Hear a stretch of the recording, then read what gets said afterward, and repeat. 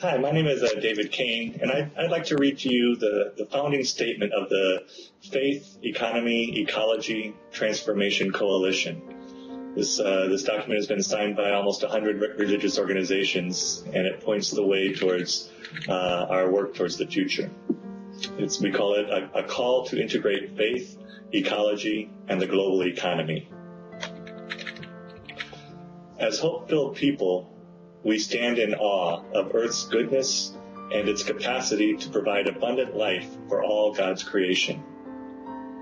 We recognize our interconnection with Earth, with air, water, land, plants, and other creatures. We recognize the dignity of the human person as an individual and as part of a community. We embrace our power and responsibility to create a human economy that fits within Earth's ecological boundaries, more authentically serves human needs, and builds community. We envision a new economic model that embodies social and ecological values bound by Earth's biophysical limits. We see a sufficiency-based economy where all people, regardless of gender, race, or other characteristics, equitably share access to Earth's gifts that nourish and sustain them. Nutritious food, clean water, suitable shelter, where development is measured by a society's success in increasing human well-being while preserving ecological balance rather than merely its gross domestic product. We envision the just global distribution of resources, knowledge, and technology, such that well-being flourishes in communities of less industrialized nations that have experienced underdevelopment, and degrowth, or downsizing, occurs in communities in industrialized nations that use a disproportionate share of Earth's resources. We see a world where all have secure, meaningful, and ecologically responsible livelihoods, and where human activity based on cooperation promotes ecological regeneration, the preservation of beauty, and the restoration of previous damage. A closed-loop economy where recycling and reuse are maximized. People with sufficient resources, opportunities, freedom, and time to care for one another, to engage in civic life, expand their creativity, and deepen their spirituality. Communities living in peace with sufficient public resources and freely shared knowledge to ensure health and wholeness for Earth and all its inhabitants. Finally, we envision governing systems that are participatory and transparent, through which policy decisions are made as locally as possible, consistent with the reality that every locality is part of a global society. Every day we witness the destructive power of a growth-driven economic model that ignores Earth's limits and its need to rest and regenerate. We witness the valuing of money and material goods more than humans and ecosystems. The inherent violence of an economy that grows along with the wealth of a few individuals and corporations, while the natural world and human well-being, the clearest signs of God's bounty, suffer and deteriorate. We witness the use of international financial institutions, corporate lobbying and marketing, think tanks, major media, and military force used to secure the wealth and power of a small part of society, while a great many others, especially women and people of color, are too often excluded. We witness free trade and economic globalization that increase ecological depletion and leave masses of people vulnerable through deeper poverty and with insufficient access to food, water, education, and healthcare. These trade agreements increase the loss of people, cultures, species, and traditional knowledge. all forced aside as our lives are dominated by a worldview that seeks economic growth regardless of the consequences. We are troubled by the soul-deadening overconsumption and endless quest for more that paralyzes far too many people in wealthier societies. We also witness the sheer increase in throughput of material and energy in the economy due to expanding consumer demand and economic growth that contribute to climate change, the extinction of species, loss of biodiversity, depletion of fresh water and other resources, ocean dead zones, topsoil degradation, deforestation, dying coral reefs, and the decimation of ocean fish stocks. Despite all this, we stand firm in our commitment to a new way of life and a different economy based on the integrity and dignity of all creation. The common good, ecological health and resilience, sufficiency, equality, solidarity, caring for the most vulnerable and impoverished, and decision-making at the most local level possible. To achieve these goals will require countless interrelated changes. Among them, the 4 areas that follow will serve to guide our work in the future. First, we will work for a paradigm shift in mindset and values. An essential shift from an ethic of exploitation to an ethic of right relationship is essential for individuals and for society.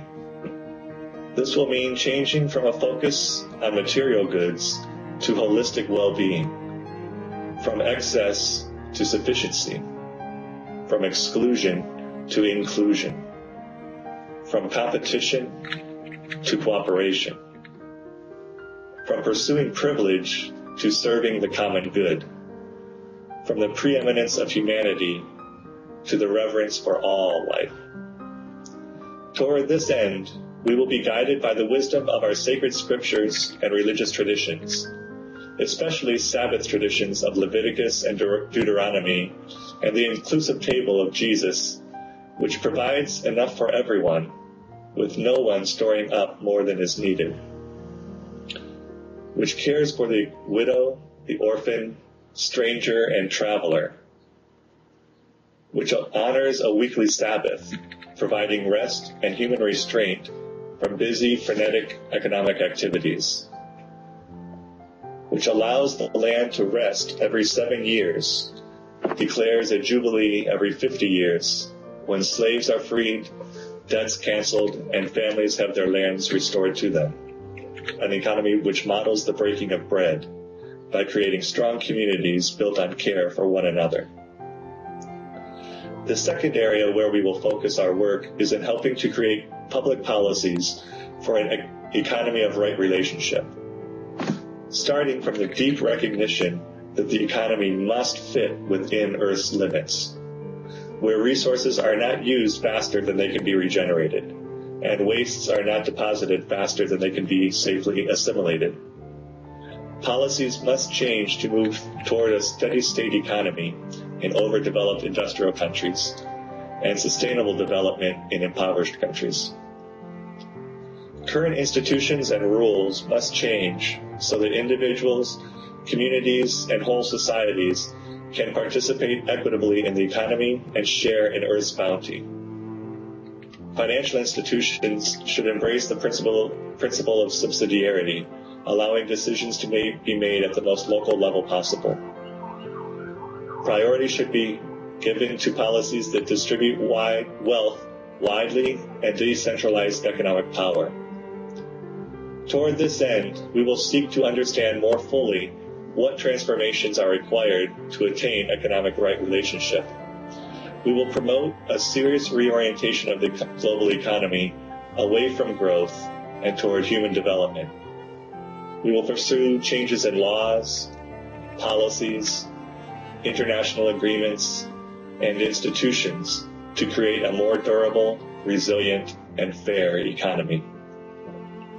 We will examine our lifestyles and decrease consumption. We will advocate for sustainable levels of resource use. and safe quantities of waste production, including equitably assigned reductions in greenhouse gas emissions. Our third area of focus will be on encouraging thriving and resilient communities. In living the new paradigm and strengthening its hold on society, we will shift from a perception of ourselves as independent individuals to ourselves as interdependent members of thriving communities. All have something to contribute as we give and receive gifts and talents among neighbors through barter systems, cooperatives, worker-owned businesses. Community-based investment and economic development will help individuals to deepen their connection with the place where they live and will keep resources circulating locally. This will build community assets and strengthen social ties. We will embrace subsidiarity, decisions being made at the local level by the very people whose lives are impacted most. Toward this end, we will learn more from the sustainable, community-level examples known well by indigenous peoples and already functioning in our local communities in the United States and around the world. We will spread those ideas, participate in them ourselves, and express our solidarity by supporting their efforts. Finally, if we are to be able to accomplish any of these goals, we must work to return corporations to their proper place in society. In order to move forward, it is clear that we must decrease the amount of influence that corporations wield in government and society in general. The reigning forces in our world should serve the interests of the common good, rather than the private interests of a wealthy few. Corporations should be accountable not only to shareholders, but also to their workers, to regulatory bodies, to the communities in which they are embedded, and to the natural world. Toward this end, we will study the history and design of the corporation to better understand its proper role in a just world. We will declare a separation of corporation and state and work for initiatives to decrease corporate influence in government, the media, and in our lives. We will work to stop reckless financial practices that exploit natural resources and people. We will help cultivate financial institutions that respect Earth's limits and ensure economic participation with dignity for all people. This is our call to others. Grounded in our faith and speaking from our core principles and values, we call on people of goodwill to join us in re-examining the false panacea of a development model dependent on overconsumption. We seek a new understanding of the proper place for humans in the created world and right relationships within the human community and between the human and earth communities. We place our hope in God's grace and the human capacity to face all these challenges with innovation, faithfulness, and creativity, and to ensure the common good so that all living things might flourish. Thank you.